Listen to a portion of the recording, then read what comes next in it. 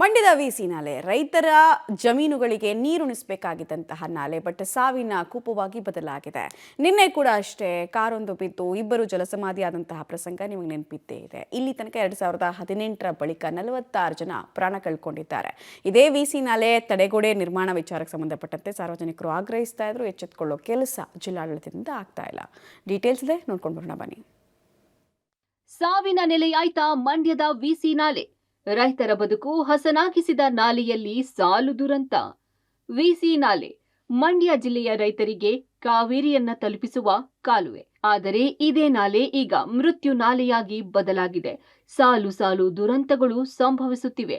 Car, bus ಸೇರಿದಂತೆ ಬೇರೆ ಬೇರೆ ವಾಹನಗಳು ನಾಲೆಗೆ ಪಲ್ಟಿಯಾಗಿ ಸಾಕಷ್ಟು ಜನರು ಉಸಿರು ಚೆಲ್ಲಿದ್ದಾರೆ.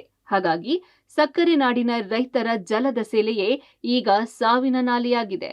ವಿಸಿ ನಾಲೆಯಲ್ಲಿ ಯಾವುದಾದರೂ ವಾಹನ ಬಿದ್ದರೆ ಜೀವ ಹೋಯಿತು ಅಂತಾನೆ ತಿಳಿಬೇಕು. ಇದೀಗ ವರ್ಷದ ಆರಂಭದಲ್ಲೇ ಘೋರ ದುರಂತ ಸಂಭವಿಸಿದ್ದು ಇಬ್ಬರು ಬಲಿಯಾಗಿದ್ದಾರೆ, ಮತ್ತೊಬ್ಬ ನಾಪತ್ತೆಯಾಗಿದ್ದಾನೆ. ಕಿಕ್ಕಿರಿದು ಸೇರಿರುವ ಜನ. ಒಂದ್ ಕಡೆ ಅಗ್ನಿಶಾಮಕ ದಳದ ಕಾರ್ಯಾಚರಣೆ, ಮತ್ತೊಂದೆಡೆ ಸರ್ಕಾರದ ವಿರುದ್ಧ ಜನರ ಪ್ರತಿಭಟನೆ. ಮಂಡ್ಯದ ಮಾಚಹಳ್ಳಿ ಗ್ರಾಮದ ವಿಸಿ ನಾಲೆ ಬಳಿ ಕಂಡುಬಂದ ದೃಶ್ಯ. ಸೋಮವಾರ ಬೆಳಗ್ಗೆ 11 ಗಂಟೆ ಸುಮಾರಿಗೆ ಚಾಲಕನ ನಿಯಂತ್ರಣ ತಪ್ಪಿದ ಕಾರೊಂದು ವಿಸಿ ನಾಲೆಗೆ ಬಿದ್ದಿದೆ. ಸ್ಥಳೀಯರು ಓರ್ವನನ್ನ ರಕ್ಷಣೆ ಮಾಡಿದ್ರೆ ಇಬ್ಬರು ಜಲಸಮಾಧಿಯಾಗಿದ್ರು. ಇನ್ನೋರ್ವ ನಾಪತ್ತೆಯಾಗಿದ್ದಾನೆ. ರಾತ್ರಿಯಾದ ಕಾರಣ ಕಾರ್ಯಾಚರಣೆ ಸ್ಥಗಿತಗೊಳಿಸಿದ್ದು ಇವತ್ತು ಶೋಧ ಕಾರ್ಯ ಮುಂದುವರಿಯಲಿದೆ. ಬಂದ ಮಾಹಿತಿ ಪ್ರಕಾರ ಒಂದು 12:30 ಸುಮಾರಿಗೆ ಈ ಒಂದು ಶಿವಳ್ಳಿ ಠಾಣಾ ವ್ಯಾಪ್ತಿಯಲ್ಲಿ ಬರ್ತದೆ. ಈ ಒಂದು ರಸ್ತೆ ಚನಾಲ್ ಗುಂಟ ಇದೆ. ವಿಸಿ ಕೆನಾಲ್ ಇಲ್ಲಿ ಒಂದು 100ರಿಂದ 120 ಅಡಿಯಷ್ಟು ಆಳವಾದ ಒಂದು ಕೆನಾಲ್ ಇದೆ. ಆ ಒಂದು ಗಾಡಿ ಒಂದು ವೇಗವಾಗಿ ಚಲಿಸಿ ಮತ್ತು ಯಾವುದೋ ಒಂದು ವೆಹಿಕಲ್ನ ಒಂದು ಓವರ್ಟೇಕ್ ಮಾಡೋ ಭರದಲ್ಲಿ ಗಾಡಿ ನಿಯಂತ್ರಣ ತಪ್ಪಿ ಈ ಒಂದು ನಾಲೆಗೆ ಬಿದ್ದು ಹೋಗಿರೋ ಒಂದು ಸಾಧ್ಯತೆ ಇದೆ. ಈಗಾಗಲೇ ಒಬ್ಬ ನಯಾಜ್ ಅಂತೇಳಿ ಅವರನ್ನು ರಕ್ಷಣೆ ಮಾಡಿದ್ದಾರೆ ಇಲ್ಲಿ ಲೋಕಲ್ ಜನ ಎಲ್ಲ ಸೇರಿಕೊಂಡು. ಒಬ್ಬ ಫಯಾಜ್ ಅಂತೇಳಿ ಆತನ ಬಾಡಿಯನ್ನು ಈಗಾಗಲೇ ಹೊರ ತೆಗೆಯಲಾಗಿದೆ. ಇನ್ನಿಬ್ಬರು ಕಾಣೆಯಾಗಿದ್ದಾರೆ. ಅವರು ಏನಾದರೂ ಬಿದ್ದ ಒಂದು ಟಾಟಾ ಇಂಡಿಕಾ ಗಾಡಿಯಲ್ಲೇನೆ ತಗಲಾಕೊಂಡಿದ್ದಾರಾ ಅಥವಾ ಏನಾದರೂ ಮುಂದೆ ಹೋಗಿ ದಾಟಿ ಹೋಗಿರ್ಬೋದಾ ಅಥವಾ ಏನಾದರೂ ಅವರು ದೇಹಗಳು ಏನಾದರೂ ಒಳಗಡೆ ಇದೆ ಅನ್ನೋದ್ರ ಬಗ್ಗೆ ಸಹಿತ ಪರಿಶೀಲನೆ ಮಾಡ್ತಾ ಇದ್ದೀವಿ. ತಡೆಗೋಡೆ ನಿರ್ಮಾಣಕ್ಕೆ ಸ್ಥಳೀಯರ ಆಗ್ರಹ. 2018ರಿಂದ ಇಲ್ಲಿಯವರೆಗೆ ನಡೆದಿರುವ ವಿಸಿ ನಾಲೆ ದುರಂತದಲ್ಲಿ 46 ಮಂದಿ ಜಲಸಮಾಧಿಯಾಗಿದ್ದಾರೆ. ಅಂದಿನಿಂದ ಇಂದಿನವರೆಗೂ ತಡೆಗೋಡೆ ನಿರ್ಮಾಣಕ್ಕೆ ಸ್ಥಳೀಯರು ಆಗ್ರಹಿಸುತ್ತಲೇ ಇದ್ದಾರೆ. ಆದರೆ ಜಿಲ್ಲಾಡಳಿತ ಮಾತ್ರ ದುರಂತ ಸಂಭವಿಸಿದ ವೇಳೆ ತಡೆಗೋಡೆ ನಿರ್ಮಾಣದ ಭರವಸೆ ನೀಡಿ ಕೈ ತೊಳೆದುಕೊಳ್ಳುತ್ತಿದೆ. 6 ವರ್ಷದ ಅವಧಿಯಲ್ಲಿ ಸಂಭವಿಸಿದ ದುರಂತಗಳ ಸರಮಾಲೆ ಇಲ್ಲಿದೆ. ಸಾವಿನ ನಾಲೆ. ದಿನಾಂಕ ನವೆಂಬರ್ 24, 2018. ಬಸ್ ಉರುಳಿ 31 ಜನ ಸಾವು. ಸ್ಥಳ ಕನಕನಮರಡಿ, ಪಾಂಡವಪುರ. ದಿನಾಂಕ ಜುಲೈ 27, 2023. ಓರ್ವನ ಜಲಸಮಾಧಿ. ಸ್ಥಳ ತಿಬ್ಬನಹಳ್ಳಿ, ಮಂಡ್ಯ. ದಿನಾಂಕ ಜುಲೈ 29, 2023. 4 ಜಲಸಮಾಧಿ. ಸ್ಥಳ ಗಾಮನಹಳ್ಳಿ, ಶ್ರೀರಂಗಪಟ್ಟಣ. ದಿನಾಂಕ ನವೆಂಬರ್ 28, 2023. 5 ದಾರುಣ ಸಾವು. ಸ್ಥಳ ಬನಘಟ್ಟ, ಪಾಂಡವಪುರ. ದಿನಾಂಕ ಮಾರ್ಚ್ 12, 2024. ಓರ್ವ ಜಲಸಮಾಧಿ. ಸ್ಥಳ ಅವ್ವೇರಹಳ್ಳಿ, ಮಂಡ್ಯ. ದಿನಾಂಕ ಆಗಸ್ಟ್ 5, 2024. ಓರ್ವ ಸಾವು. ಸ್ಥಳ ಕಾಳೇನಳ್ಳಿ, ಪಾಂಡವಪುರ.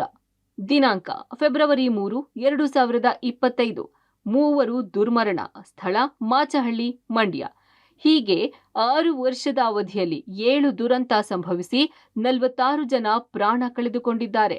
ವಿಸಿ ನಾಲೆಯಲ್ಲಿ ನಡೆದ ಈ ದುರಂತಗಳಿಗೆ ಕಿರಿದಾದ ರಸ್ತೆ, ತಡೆಗೋಡೆ ಇಲ್ಲದೇ ಇರೋದೇ ಕಾರಣ ಎನ್ನಲಾಗಿದೆ. ಇದೇ ವಿಚಾರಕ್ಕೆ ಸರ್ಕಾರ ಮತ್ತು ಅಧಿಕಾರಿಗಳ ವಿರುದ್ಧ ಗ್ರಾಮಸ್ಥರು ಪ್ರತಿಭಟನೆ ನಡೆಸಿದ್ರೂ ಪ್ರಯೋಜನವಾಗಿಲ್ಲ. 560 ಕಿಲೋಮೀಟರ್ ಉದ್ದ ವಿಸಿ ನಾಲೆ ಇದೆ. ನಾಲೆಯ ಯಾವ ಜಾಗ ಅಪಾಯಕಾರಿಯಾಗಿದೆ ಎಂದು ತಿಳಿಯಲು ತಂಡ ನಿಯೋಜನೆ ಮಾಡಿತ್ತು. ಆ ತಂಡ ವರದಿಯನ್ನು ಸಹ ಕೊಟ್ಟಿದೆ. ಅದನ್ನು ಕಾರ್ಯಗತ ಮಾಡುವ ಕೆಲಸ ಸಹ ನಡೆಯುತ್ತಿದೆ. ಏಕಕಾಲದಲ್ಲಿ 560 ಕಿಲೋಮೀಟರ್ ದೂರ ತಡೆಗೋಡೆ ನಿರ್ಮಾಣ ಕಷ್ಟ. ಹೀಗಾಗಿ ಹಂತ ಹಂತವಾಗಿ ತಡೆಗೋಡೆ ನಿರ್ಮಾಣ ಕೆಲಸ ಕಾರ್ಯ ಆಗುತ್ತಿದೆ ಎಂದು ಜಿಲ್ಲಾಧಿಕಾರಿ ಡಾ. ಕುಮಾರ್ ಹೇಳಿದ್ದಾರೆ. ಘಟನೆಗೆ ಎಲ್ಲರೂ ಹೊಣೆ ಎಂದು ಅಸಹಾಯಕತೆ ವ್ಯಕ್ತಪಡಿಸಿದ್ದಾರೆ ಮೇಲುಕೋಟೆ ಶಾಸಕ ದರ್ಶನ್ ಪುಟ್ಟಣ್ಣಯ್ಯ. ಹುಲಿಕೆರೆಯಿಂದ ಆಲಹಳ್ಳಿಯಲ್ಲಿ 4 ಜನ ಟಾಟಾ ಗಾಡಿನಲ್ಲಿ ಕಾರಲ್ಲಿ ಬರ್ತಾ ಇದ್ರು. ಬರಬೇಕಾದ್ರೆ ವಿಸಿ ನಾಲೆಗೆ ಬಿದ್ದು ಒಬ್ಬರು ಮೃತದೇಹ ಸಿಕ್ಕಿದೆ. ಉಳಿದಿರ್ತಕ್ಕಂಥವ್ರಿಗೆ ಹಾಸ್ಪಿಟ್ಲಿಗೆ ಶಿಫ್ಟ್ ಮಾಡಿದ್ದೇವೆ.